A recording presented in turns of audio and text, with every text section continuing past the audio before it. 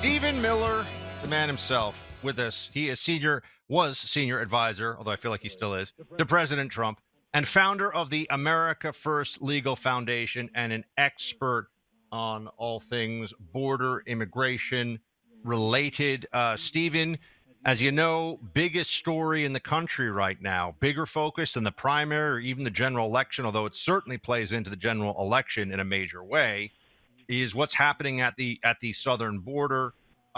First up, the Biden administration. It feels like they're caught between a rock and a hard place because they can either clear out the razor wire and show everybody that they're the welcoming committee for illegals, or they can back down and let Texas actually defend the state. How do you see it playing out, and what should happen here? Well, thank you, first of all, for that introduction.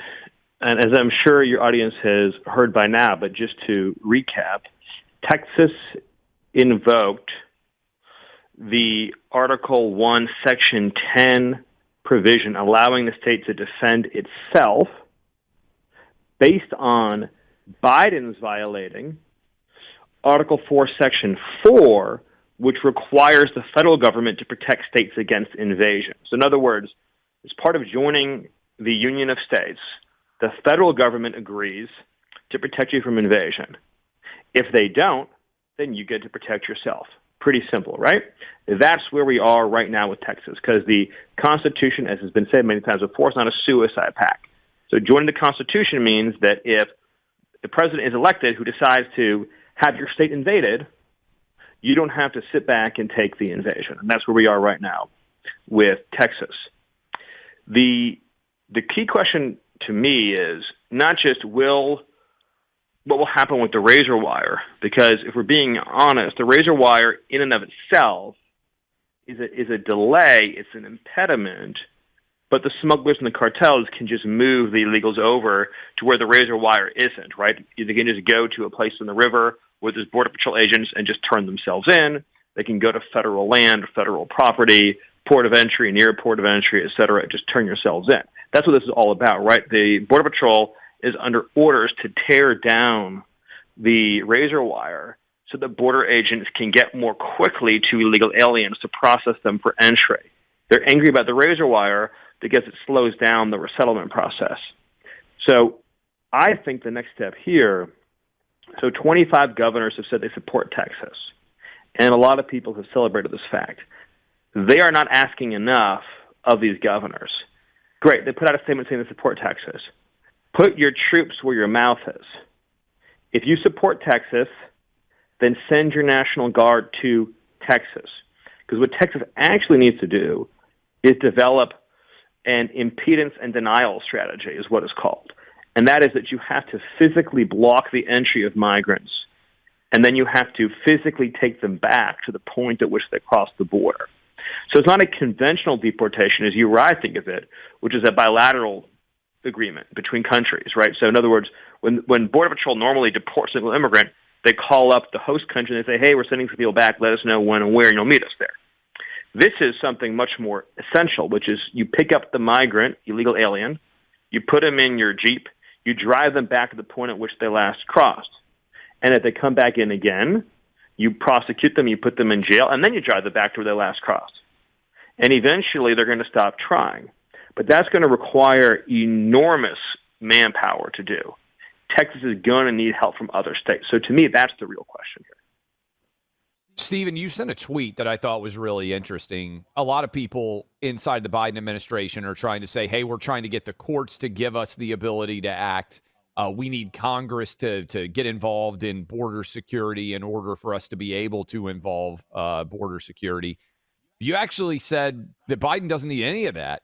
He has the presidential powers to solve the issue at the border by himself right now. How? Yes, very simply. And this is, I think, the most straightforward way to put it. If Joe Biden signed a one-sentence executive order, the border crisis would be gone in, probably 5 to 7 days. And that one-sentence executive order would simply read, I hereby direct all agencies and officers in the government to reinstate every immigration policy issued by President Trump.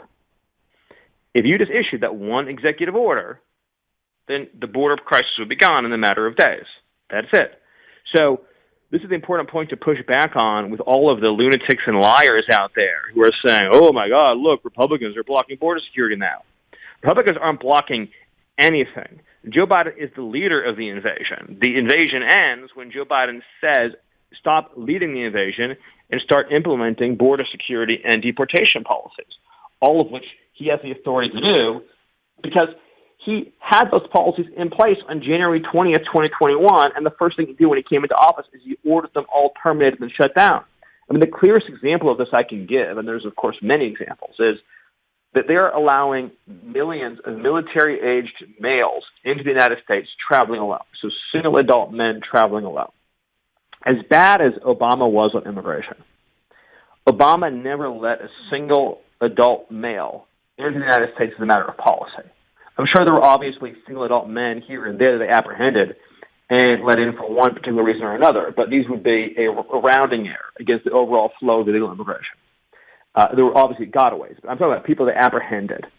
Obama was letting in families and minors primarily, in the hundreds of thousands, but that's who he was primarily letting in. The government has the apex of its authority, currently unrestrained even by the most liberal judges, is the ability to detain an adult male through removal. So there's no restraining influence at all on the executive. 100% of adult men crossing the border could be detained indefinitely through deportation. There's no limiting, there's no countervailing authority.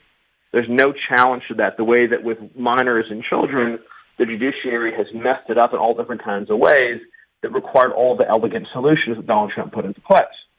So every single time he's releasing a military-aged man into the country, it's just because he wants a military-aged man in the country. Whole columns of foreign militaries could just walk to our border, turn themselves in, and be in Cincinnati by weekend. That's the Biden policy. And yet all that can be shut down with a one-sentence order. Stephen, you were comparing it to even what Barack Obama was doing, and I think this is really interesting. It's a clip of Barack Obama back in 2005, and what his feelings were about the border. This is what Obama used to say before he was president and all the rest. Play this one, guys. 19. We all agree on the need to better secure the border and to punish employers who choose to hire illegal immigrants. We are a generous and welcoming people here in the United States, but those who enter the country illegally and those who employ them disrespect the rule of law, and they are showing disregard for those who are following the law. We simply cannot allow people to pour into the United States undetected, undocumented, unchecked, and circumventing the line of people who are waiting patiently, diligently, and lawfully to become immigrants in this country. So the Obama administration, or rather Barack Obama of then, and the Democrat Party of 2005, Stephen, so they were just lying to the American people? Is that what happened? What changed? Yes and no. The history of the two parties on immigration is really fascinating. Because you go back, that clip I think was from 2005, but if you go back to the 90s, you rewind even one more decade, one of the most conservative people in the whole of Congress on immigration was Harry Reid of Nevada, the late Harry Reid, who was pushing for significant changes to immigration law, including the end of birthright citizenship. And then it was Paul Ryan, who was then a legislative director, who helped derail significant immigration crackdowns that were being moved through the process legislatively in the 90s. So the Democrat Party over time became increasingly radical and increasingly left on immigration. And it really accelerated significantly during the Obama years to the point at which in 2013, as you remember, Obama tried to pass this giant mass amnesty and citizenship bill for all illegal aliens. But by the time Donald Trump came into office, the Democratic Party had completed its evolution into an open borders party, in which this was true in 2017 and remains true today. There's not a single deportation policy that Democrats as a party support. Not one. In other words, there's not a single policy you can name that results in a single deportation that any national Democrat is willing to publicly come out and support.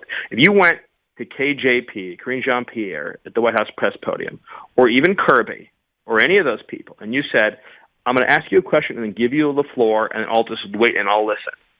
So I want you to just tell me, you can list 1, you can list 10. I want you to begin telling me now, list for me, the immigration policies you support that result in illegals being deported. They would not be able to say one thing, one intelligible word, one intelligible sentence. To them, border security is illegal alien processing. Full stop. It's a ticket into Disneyland. That's what the border is to them. And the reason for that change is that evolution is twofold. The first, somewhat less obvious, is the shift of the Democratic Party to being the party of corporate interests, and as the Republican Party shifted to being the party of working class interests. And related to that, and much more obvious and discussed, is the Democratic Party's realization that the key to their permanent political power is unchecked mass migration. And once that became clear to them, that they could have some short-term political stumbles from their stance on immigration, but in exchange obtain permanent political power, that was the end of the transformation. And that at that point, there was no immigration restriction they supported and no immigration loosening they did not support. And that's where we are today. They are a party of open borders. And there's no parallel anywhere in the Western world. In other words, in the whole of the Western world, there's not one party that is the official dominant liberal party. You could have obscure third, and sort of fringe parties. But in terms of any system in which there's sort of a dominant party of the left, nowhere else in the whole of the Western world is there a dominant party of the left that supports no borders at all. Only in America, only the Democratic Party, only Joe Biden. It's the only in the West. It's the first in the West. That's where we are right now as a country. Stephen, could you come back? Because we're getting a lot of questions about what deportation would actually look like, and I imagine it's a fairly detailed answer. But there are, let's say there's 10 million illegals that are currently here. That's a low number, but let's just say there's 10 million. Clay, do you just want to hold them through? Stephen, can you stay with us? Yeah, that's what I'm saying. Can you come back with the next segment, Stephen? Yeah, sure thing. All right. Let's hold Stephen over because we want to ask discuss him that question about deportation in particular, which a lot of you have wanted to know what that would actually entail. Yeah. What would it look like? How possible is it? Stephen, there are, let's say there's 20 million. Let's say there's 15 million illegal immigrants in this country right now. Almost none of them are being deported. Trump wins. You're in charge. He says, get these guys out of the country. How does it happen? How reasonable and expected of a result would it be to think that millions of people can be deported? Is it possible? What does it look like? Oh, it'll absolutely happen. So if President Trump is returned to the Oval Office, and if I am given any kind of opportunity or honor to be part of the immigration enforcement program, then what we would do next is fairly straightforward.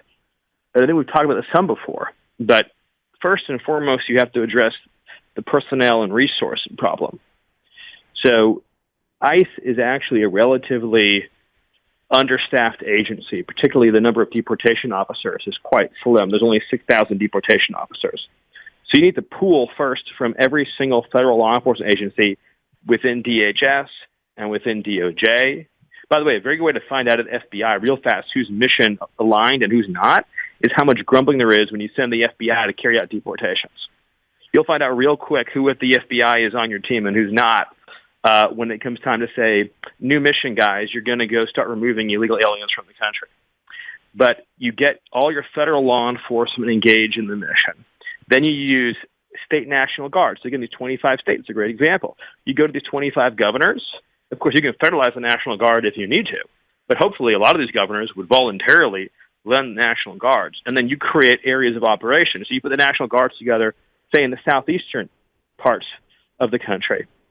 You have teams that are led by veteran ICE officers, and that you use the National Guard to then supplement. So if they need to block off a street to prevent an escape from a gang member, if they need to provide additional trucks, vans, anything, additional personnel, whatever it is, you have all these National Guard units, and then you have state and local law enforcement, who, of course, have experience actually putting cuffs on people, actually dealing with people who are resisting arrest. And I've heard horror stories you can't imagine about what it's like to arrest a fugitive gang member. I mean, they scratch and they kick and they claw and they bite. I've seen photos you never want to see. So you need to have people who are experienced in actually getting cuffs onto people who are fighting back. And then you, on top of all of that, you need to have a place to put all these people while they're awaiting removal. So you have to build, and this is where the military also comes in, you have DOD work with DHS to build compliant facilities to stage people who are waiting outbound flights. And this then is what allows you to be able to fight back various legal challenges so that, if somebody tries to fight their deportation, they're going to understand they're fighting your deportation not from the comfort of your own home. You're fighting your deportation from a federally created staging ground at or near the border. And then you have planes, both DHS planes, charter planes, military planes that are taking off on a regular basis.